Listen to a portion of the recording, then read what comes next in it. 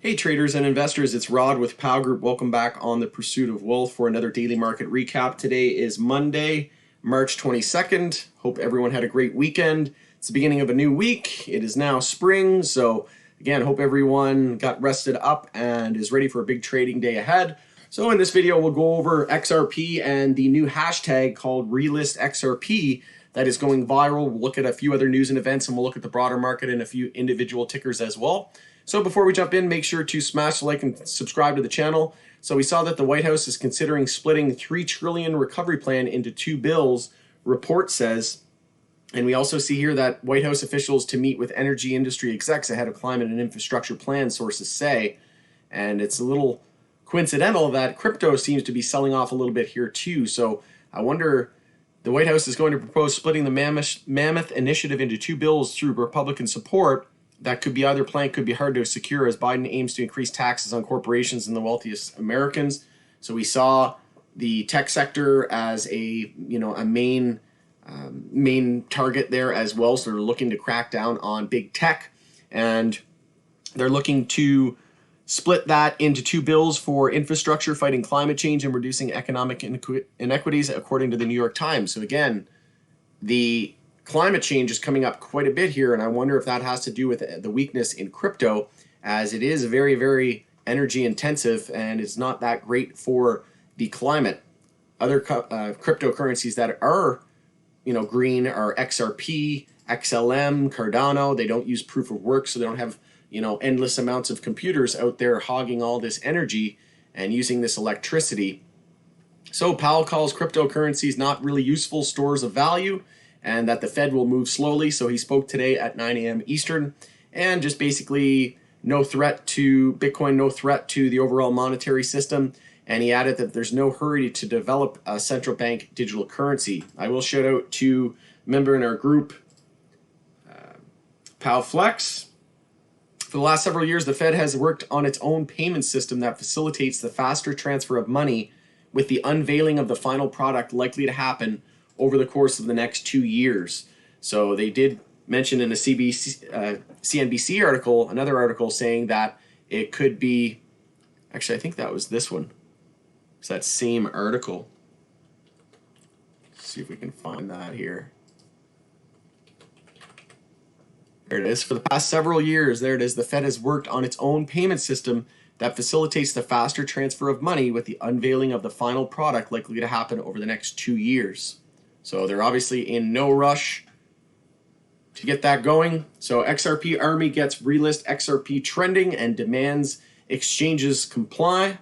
So taking a look at the data here, Twitter data showed more than 35,000 tweets in the hashtag in the Netherlands, more than 30,000 tweets in the US, and roughly 24,000 in Australia. So I would encourage you, if you are an XRP advocate and you believe that the SEC is dead wrong, let me know in the comments below, first of all, what your thoughts are. Personally, I think they're dead wrong, that XRP is not a security. It will continue to trade regardless of whether, so if the SEC says Ripple, the company who created XRP, if they say that Ripple has to shut their doors tomorrow, or let's say Ripple got blown off the face of the earth tomorrow, God forbid, XRP would continue to trade. So that is called decentralization, folks. It is not governed. It does not rely on Ripple. There's even companies and other third-party developers who are building off of the XRP ledger. This has nothing to do with Ripple and everything to do with XRP, and the SEC knows it. Why is that trending?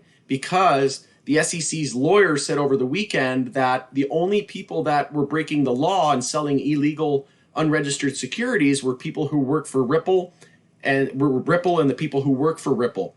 So that means that exchanges do not, get penalized, or they're not breaking any laws by selling XRP and allowing trading on their platform. So just let me know in the comments below, why wouldn't the SEC tell us that from the get-go? Why did they, unless they wanted it to happen all along, like why wouldn't the SEC just say when, a few weeks ago and months ago, when all those exchanges were delisting XRP and all this FUD and fear and uncertainty and doubt is going around, why wouldn't the SEC just step in and be like, oh, hey, don't worry, guys, like it's only Ripple and Ripple's employees that can get sued? No, they wait until, many hearings into the SEC hearing on that Ripple case before they let it be known. And I mean, the crypto is trading here now at 56, almost 57 cents. We got as high as 60 cents here on this recent bounce. So we hit just over 60 cents. So just keep in mind that we're in the midst of an SEC lawsuit here, and a lot of people thought this thing was going to go to zero. And I was here to tell everybody that it isn't going to zero. It's not garbage. And here we are right before the SEC lawsuit came out. This is right as the Bank of America, one of the biggest banks in the world, says they're using Ripple's software and technology. And then we come out with the SEC lawsuit that just smells, funky and fishy from the get-go. And we hit a low of 17 cents. And here we hit a high of 75 cents and we're back up to 57. So what lawsuit, right? Like this, you can't even buy this right now in the US. So what's going to happen when the US can buy it? Not only that, I mean, think of how many people now have heard the word Ripple and XRP just through that mainstream news and media. It's just free publicity, right? And marketing for Ripple. So and they're already looking like they're going to win this case. So what happens if they actually win it? And then people in the US can buy it again, right? I'm from Canada, but I can still buy it. I have been buying it. And I don't believe any of it for a second. And like I said, only the US is only banning it right now in terms of trading. And 90% of the volume for XRP comes outside of North America, so outside of the United States. So it would continue to trade regardless of whether or not the US deems it a security. Japan has already deemed it a currency, and their biggest bank, XBI, they use XRP all of the time.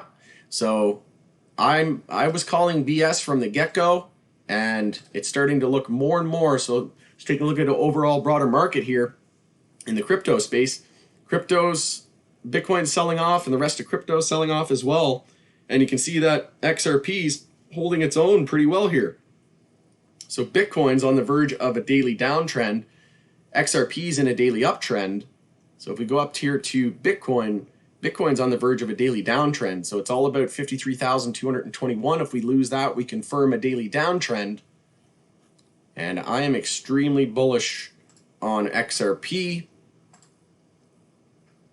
Weekly inside bar there on Bitcoin as well. So again, just the number one reason why I created Pursuit of Wealth was to bring the real news to you guys as much as possible, and just to filter out all of the BS, because there's a lot of it. And generally, when you're looking at mainstream media, they have you looking left, but they're looking right, and they're doing something on the far right, and you're not even putting two and two together, and they're just distraction.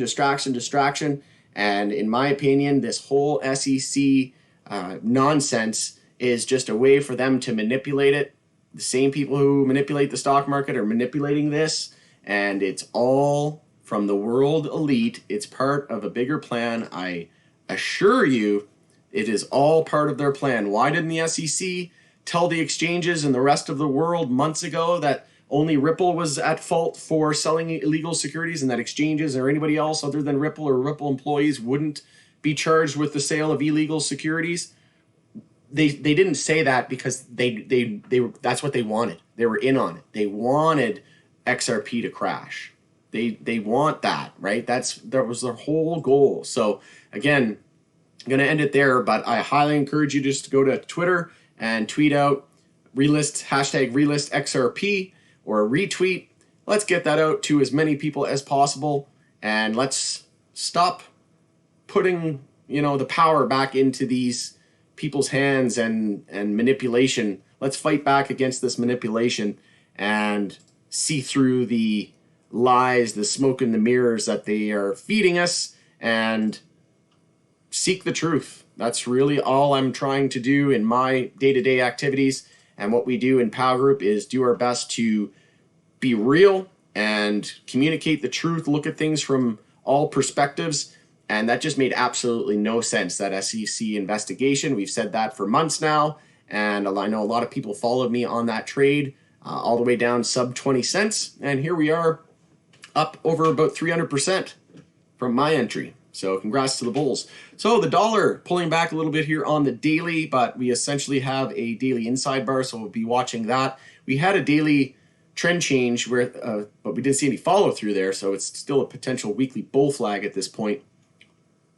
And we got, like I said, a couple of inside bars on watch. So QQQ saw some weakness today, and on the daily chart here, we knew that the most likely scenario was likely a lower high, and I actually took a short on QQQ. I'll just bring it up here. So QQQ 10-week moving average was 320.61, and the 50-day moving average was sitting at 320.73. What was the high of the day?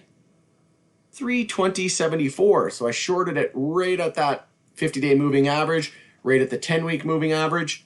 What also gave me confidence shorting it was the 15-minute time frame. We hadn't formed a 15-minute high or low since 313, and all the way straight up the 320.74. We knew the most likely scenario was 15 minutes consolidation.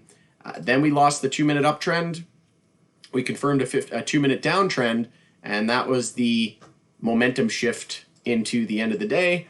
Then we saw a 5-minute downtrend and some heavy sell volume. There was an MOC over $1 billion, I think, into the end of the day to sell.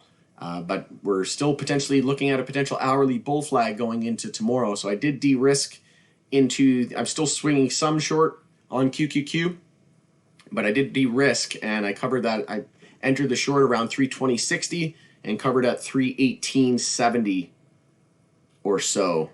And like I said, still swinging a small position in another account, but that was my day trading account and head over a week maker there. So really, really impressed with that. And like I said, just anticipating a daily lower high as the most likely scenario, given the fact that we ran all the way from 309 to 320. Likely need to take a breather, but we'll see. It's all about that hourly chart going into tomorrow. And SPY saw some weakness. All sectors pretty much at the end of the day saw weakness. But again, seeing the majority of that weakness coming from the tech sector. And we saw a rotation today into the healthcare sector and the financial sector. So we saw the financial sector continue its daily consolidation, and the healthcare was a bit stronger today. So QQQ was stronger today. So again, money leaving the financials going into other sectors. And then we even saw QQQ weakness. And then again, just taking a look at the shorter term time frames, we saw a little bit of rotation going into the healthcare sector and the financial sector when QQQ was showing those weaknesses. And then into the end of the day, SPY and pretty much everything else just started to sell off with QQQ. And we saw some significant downside there on SPY as well. From 394.06, we were down almost a 0.5% without a single bounce. So this is all coming straight off of the high of the day. We lost the 5-minute uptrend. So hourly consolidation underway at this point. And again, we're anticipating hourly bull flags, and we'll be watching to see if we can see some follow through on that into tomorrow. So that's pretty much all I have for you guys today. Just taking a look at some individual tickers. So on the bull and bear list, we had AMC down over 10%, VEGA, Riot, MVMD. On the bull list, we had NGA, DFLY, NEXE. I know a lot of people in our group followed me on a trade on NEXE. There's a nice entry here off weekly support. We had weekly support at 268. We got as low as 263, and here we are up at 277. So nice bounce so far. Attempting the daily bounce and trend change, and we have a lack of resistance up until about 377 here on the daily. So if we can get this daily bounce going and some favorable market conditions into tomorrow, about 40% until the recent highs. And I did want to just take a quick peek at U.S. oil. So U.S. oil had a daily inside bar. We broke it by 2 pennies, but ultimately closed back within that range. So we're pretty much just going sideways for the last couple of days. And silver showing a bit more strength here. So that's the hourly chart. U.S. oil. U.S. oil is a potential daily bear flag. So we'll be keeping an eye on that into tomorrow. So silver, there we go. That looks better. So silver had support here at 25.38, and we got as low as 25.41. So held that support. and that comes after trying to change the daily trend and then failing. We could be a weekly bear flag at this point, still possible. Gold, stronger, looking to form a base of support off EMA 12, changed its daily trend and confirmed an uptrend with a break of 1739 resistance. And holding well, just looking to form a base of support off EMA 12, so definitely standing out as one of the stronger ones. So we'll see if we see sector rotation again tomorrow from QQQ into the financial sector, or if we start to see weakness across all sectors. Again, we're not going to see significant downside in the S&P 500 if we continue to see these rotating sectors take their turns to run, and that's been QQQ, the tech sector, and XLF, the financial sector. So we'll continue to watch that correlation and that pattern and to see if that is the case tomorrow.